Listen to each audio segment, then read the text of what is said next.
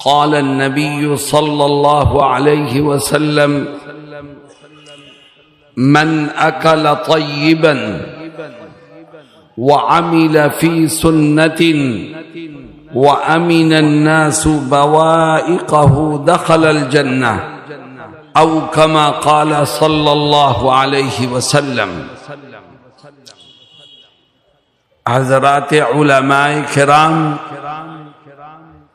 معزز حاضرین اور نوجوان ساتھیوں،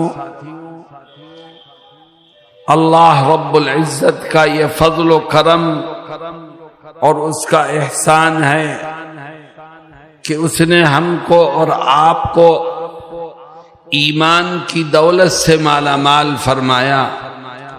اللہ کا شکر ادا کرو اور دعا کرو کہ اللہ ہمیں ایمان پر زندہ رہنے کی توفیق دے اور ایمان پر ہی موت نصیب فرمائے۔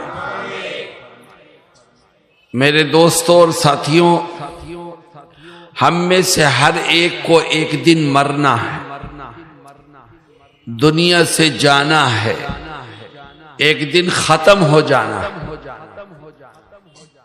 سوال یہ پیدا ہوتا ہے کہ جو انسان مرتا ہے وہ کہاں جاتا ہے؟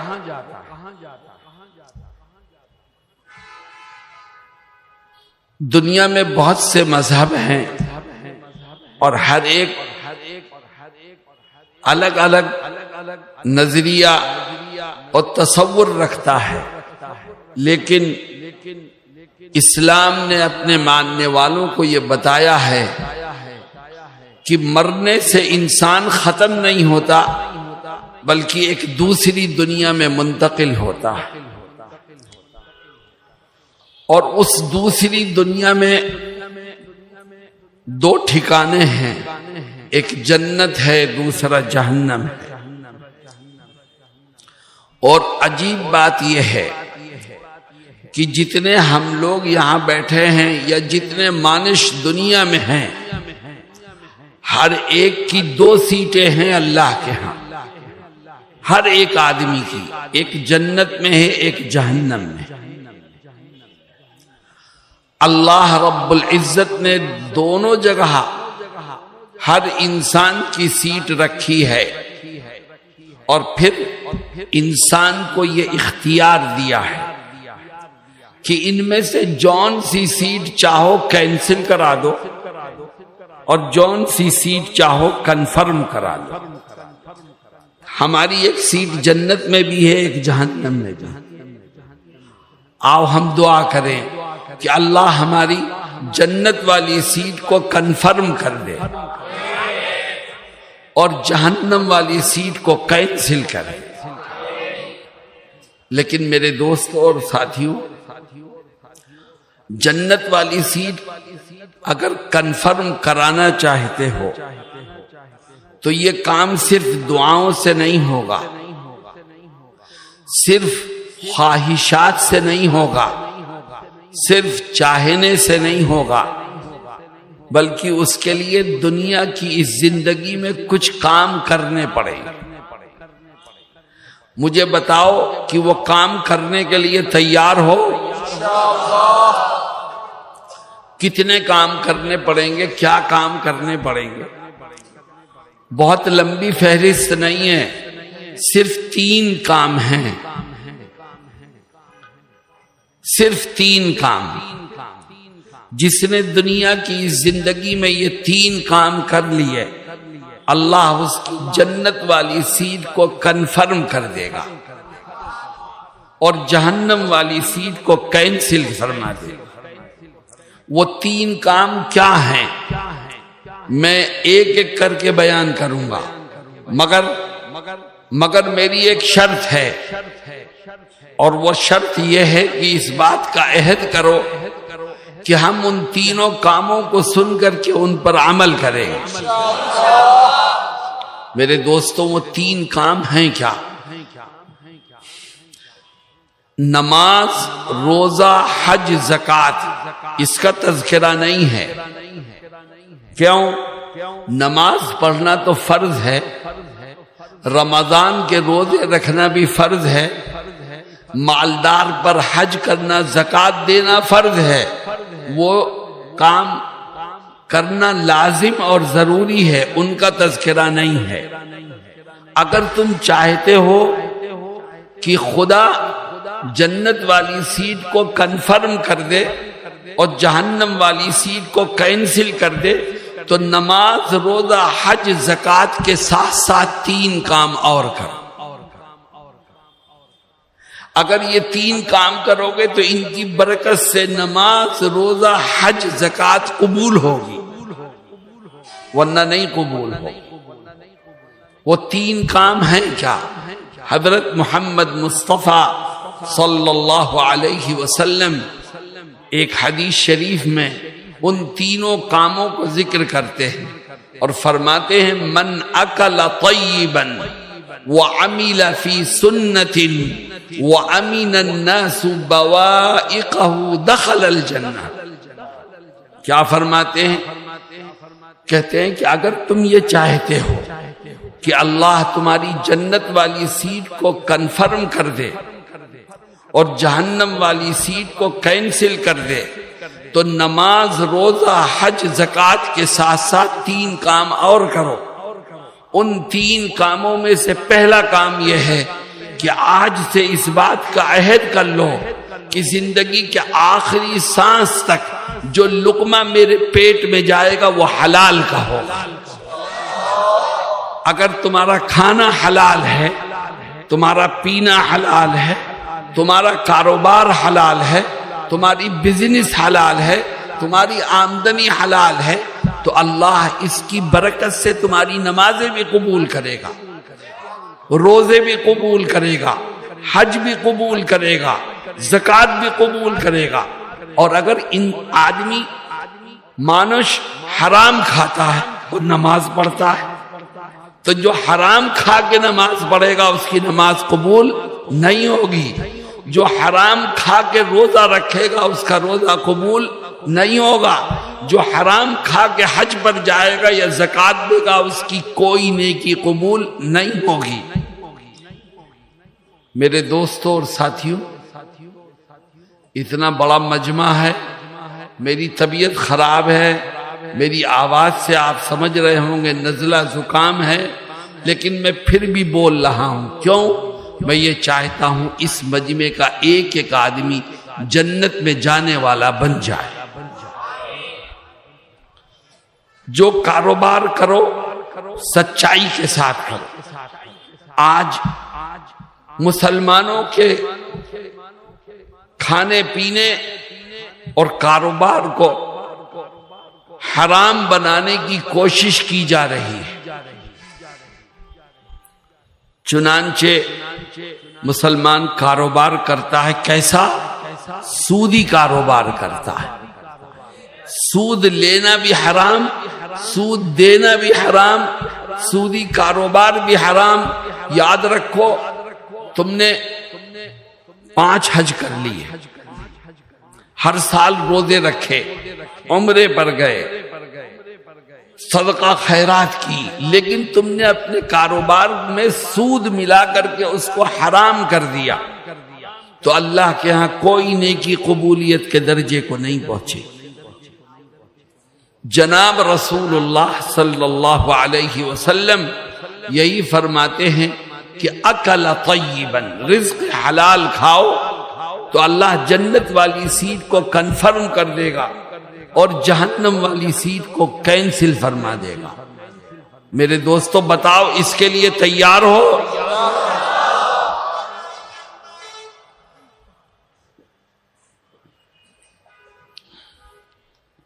آج بہت سے مسلمان مسجد سے دور ہو رہے ہیں، نمازوں سے دور ہو رہے ہیں، عبادت سے دور ہو رہے ہیں۔ کیوں؟ اس لیے کہ جو لقمہ پیٹ میں جا رہا ہے وہ حرام کا ہے، اس لیے خدا کی عبادت سے اس کو نفرت ہو جاتی ہے۔ میرے دوستوں اور ساتھیوں، تھوڑا کماؤ مگر حلال کا کماؤ تو اللہ اس تھوڑے میں بھی برکت عطا فرمائے گا۔ اور اگر تم زیادہ کماؤ گے مگر حرام کا ہوگا تو یاد رکھو وہ برکت سے خالی ہوگا۔ میں ہندوستان میں ایک جگہ بیان کر رہا تھا اور میں نے کہا کہ تھوڑا کماؤ حلال کا تو خدا اس میں برکت دے گا۔ تو ایک ساتھی نے مجھ سے پوچھا کہ مولانا آپ یہ کہتے ہیں کہ رزق حلال میں برکت ہوگی، تو کیا مطلب؟ میں 1000 ٹکا حلال کا کما کے لایا، میں اپنے رات میں اس کو اپنے تکیے کے نیچے رکھوں گا تو برکت ہوگی؟ کیا مطلب صبح کو وہ یہ 1100 بن جائے گا کیا؟ برکت کا کیا مطلب؟ یہ 1200 ہو جائے گا کیا؟ تو میں نے اس کو سمجھایا اور میں نے کہا نہیں، 1000 ٹکا صبح کو تو نکالے گا تو وہ 1000 رہے گا، لیکن برکت کا مطلب یہ ہے کہ یہ رزق حلال ہے، اللہ اس تھوڑے سے پیسے میں غیب سے تیری تمام ضرورتوں کو پورا فرما دے گا۔ رزق حلال ہے یہ، اس کی برکت سے اللہ تجھے بیماریوں سے بچائے گا، چوروں سے بچائے گا، کوٹ کے چکر سے بچائے گا، اللہ تھوڑے سے پیسے بھی تیری تمام ضرورتوں کو پورا فرما دے گا۔ میرے دوستوں اور ساتھیوں، آؤ ہم بھی عہد کریں کہ انشاءاللہ جو بھی کمائیں گے حلال کا کمائیں گے، ایمانداری سے کمائیں گے، سود کی لعنت سے بچتے ہوئے کمائیں گے۔ اور دیکھو میری ایک بات سنو، تم نے سود لیا، تم نے جھوٹ بولا، تم نے بےایمانی کی دولت کو کمانے کے لیے، تو ایک بات ذہن میں رکھو کہ دولت اور روپیہ پیسہ ٹکا انسان کو اتنا ہی ملتا ہے جتنا اس کی تقدیر میں لکھا ہوا،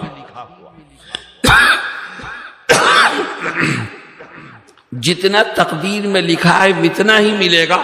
اب ہمیں اختیار ہے، چاہے ہم حلال طریقے سے لے لیں چاہے حرام طریقے سے، پر جتنا تقدیر میں لکھا ہے اس سے ایک ذرہ بھی ہمیں زائد نہیں مل سکتا، نہ ہم زائد کما سکتے ہیں، نہ کوئی ہماری تقدیر کا ایک لقمہ ہم سے چھین سکتا ہے۔ اللہ رب العزت ہم سب کو رزق حلال کھانے اور کمانے کی توفیق عطا فرمائے۔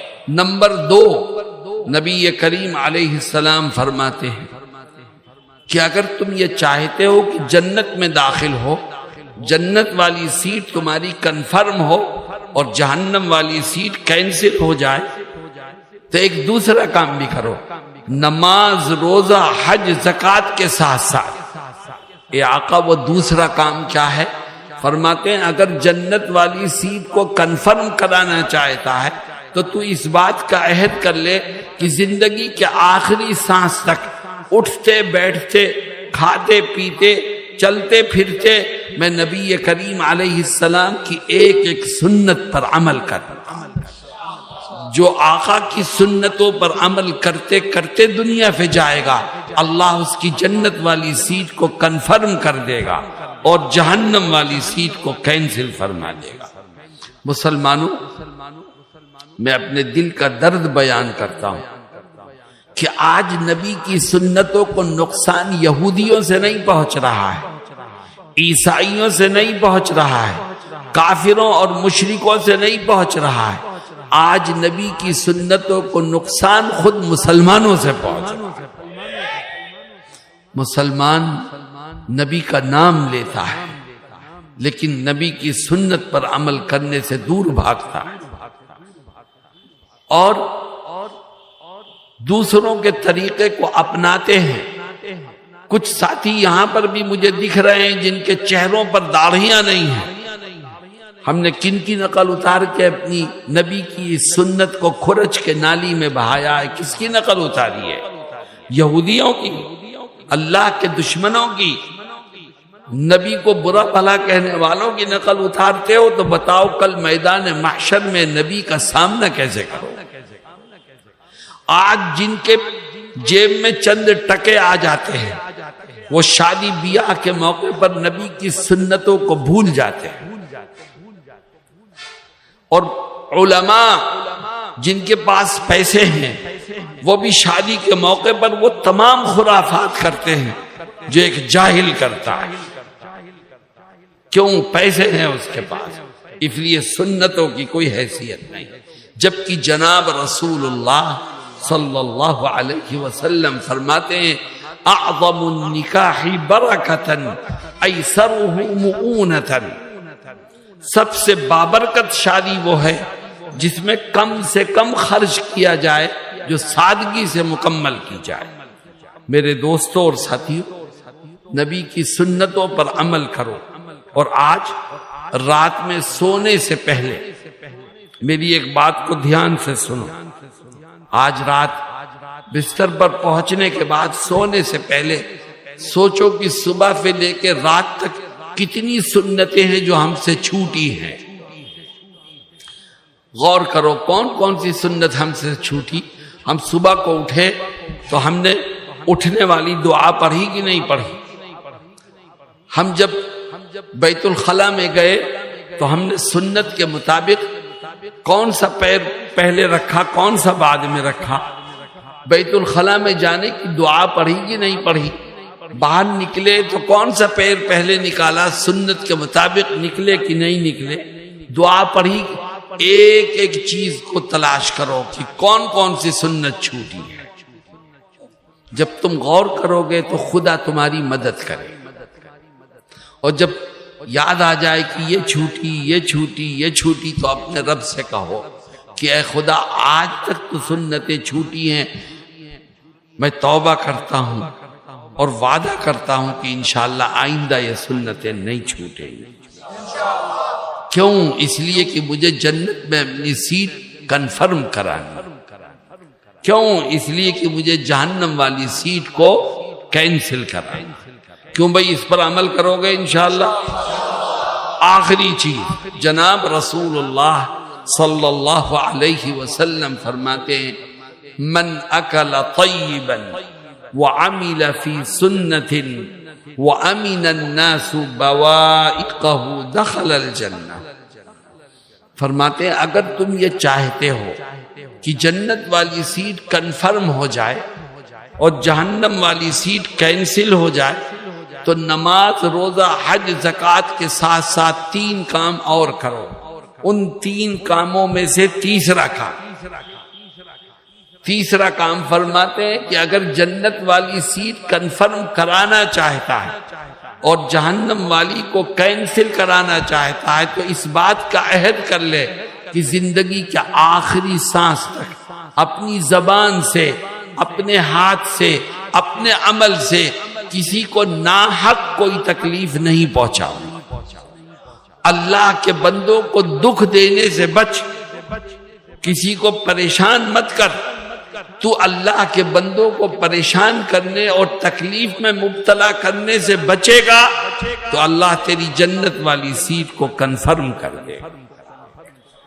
تو نمازیں بھی پڑھتا ہے، روزے بھی رکھتا ہے، زکوٰۃ بھی دیتا ہے، حج بھی کرتا ہے، لیکن تیری زبان سے لوگوں کو تکلیف پہنچتی ہے، تیرے ہاتھ سے لوگوں کو تکلیف پہنچتی ہے. تو ہر ایک کی غیبت کرتا ہے، کسی کے بارے میں جو منہ میں آتا ہے کہہ دیتا ہے. یاد رکھ تیرا رب تیرے ہر عمل کو دیکھ رہا ہے. اگر تو اپنی ذات سے کسی کو ناحق پریشان کرے گا، تکلیف پہنچائے گا تو تیری جنت والی سیٹ کنفرم نہیں ہو پائے گی اور جہنم والی سیٹ کینسل نہیں ہو پائے گی. میرے دوستوں اور ساتھیوں، جناب رسول اللہ صلی اللہ علیہ وسلم کی یہ حدیث ہماری آنکھوں کو کھولنے کے لیے کافی ہے. آج ہم آپس میں ایک دوسرے سے جھگڑ رہے ہیں، اختلافات ہیں، نفرتیں ہیں، ایک دوسرے کو تکلیف پہنچا کر ہمیں خوشی محسوس ہوتی ہے. بتاؤ جو اپنے ساتھی کو تکلیف پہنچا کے خوش ہو وہ جنت کا مستحق کیسے بن سکتا ہے؟ اللہ رب العزت ہم سب کو نیک اعمال کی توفیق عطا فرمائے.